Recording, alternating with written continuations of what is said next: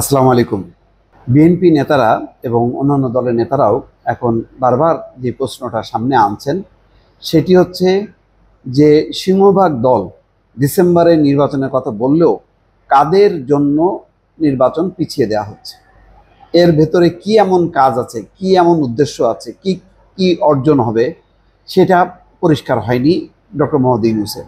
সেই কারণেই প্রশ্ন আসছে যে কাদের জন্য এই নির্বাচনের সময় পিছিয়ে দেওয়া হচ্ছে। এটা বেশ গুরুত্বপূর্ণ। এমন কোনো রাজনৈতিক শক্তি আছে কিনা, এর আগে কিন্তু ইঙ্গিত করা হয়েছিল জামাত ইসলাম এবং এনসিপির জন্য, যেহেতু জামাত ইসলাম মনে করে যে নির্বাচন যত পেছাবে তত তারা আরও প্রস্তুতি নিতে পারবে, সাথে এনসিপিও রাজনৈতিক দল হিসেবে দাঁড়িয়ে যাবে। ফলে যত পেছানো হবে, যত দেরিতে নির্বাচন হবে, বিএনপি বেকায়দায় পড়বে বা নির্বাচনে তাদের জয়ও একটা নিশ্চিত হতে পারে। এই ধারণা থেকেই কিন্তু এখন এই প্রসঙ্গটা আসলো, যখন নির্বাচনের সময় এপ্রিল মাস নির্দিষ্ট করা হলো। এখানে বলা হচ্ছে সিংহভাগ রাজনৈতিক দল ডিসেম্বরে নির্বাচন চেয়েছে উল্লেখ করে বিএনপির স্থায়ী কমিটির সদস্য আমির খসরু মাহমুদ চৌধুরী বলছেন যে কাদের জন্য নির্বাচন পিছিয়ে দেওয়া হচ্ছে, কাদের জন্য এই সুবিধা সৃষ্টি করা হচ্ছে, এতে লাভবান কারা হচ্ছে, তাহলে আগামী নির্বাচনও কি যারা আছে তারা প্রভাবিত করে তাদের দিকে নিয়ে যাবে বা তাদের মতো করে নির্বাচন করবে? প্রশ্নগুলো উঠে আসছে। এটা হচ্ছে আমির খসরু মাহমুদের একটা কোট করা বক্তব্য রোববার দুপুরে চট্টগ্রাম নগরে মেহেদীবাগের নিজের বাসভবনে সাংবাদিকদের তিনি এসব কথা বলেন। আমির খসরু মাহমুদ বলছেন, সিংহভাগ রাজনৈতিক দল ডিসেম্বরে নির্বাচন চেয়েছে, ঐক্যমত্যের বিষয়টিও একেবারে শেষ পর্যায়ে আছে, ইতিমধ্যে বিচার কার্য শুরু হয়েছে, বিচার নিজের গতিতে চলবে, কোনো সরকার বিচার চালাবে না। সুতরাং এসব সিদ্ধান্ত যখন পরিষ্কার, অর্থাৎ তিনি বলছেন যে ঐক্যমত্যের বিষয়টি, অর্থাৎ সংস্কার বিষয় যে রাজনৈতিক ঐক্যমত্য সেটি শেষ পর্যায়ে আছে, অর্থাৎ বেশ কিছু পয়েন্টে বিভিন্ন রাজনৈতিক দল একমত হয়েছে।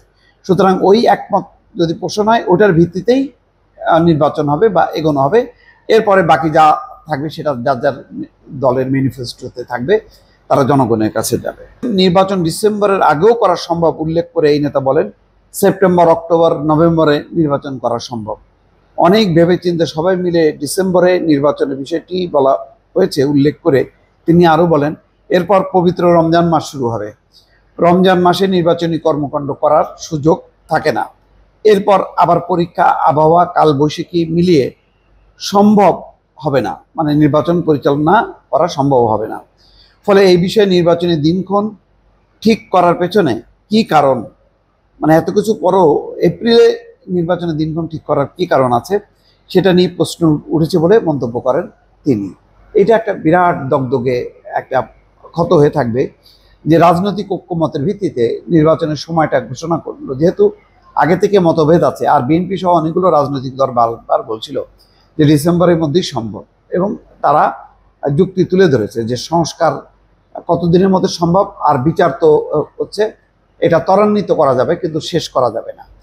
তো যেহেতু একটা গুরুত্বপূর্ণ অ্যানাউন্সমেন্ট, এটা রাজনৈতিক ঐক্যমত্য ছাড়া ডক্টর মোহাম্মদ ইউনূস এপ্রিলের সময় নির্দিষ্ট করে যে নির্বাচনের সময়সূচিটা ঘোষণা করলেন, তো খসড়া সময়সূচি, এটা নিয়ে একটা বিএনপির মধ্যে গভীর সন্দেহ দানা বেঁধেছে। তাহলে কি ভিন্ন কোনো উদ্দেশ্য আছে?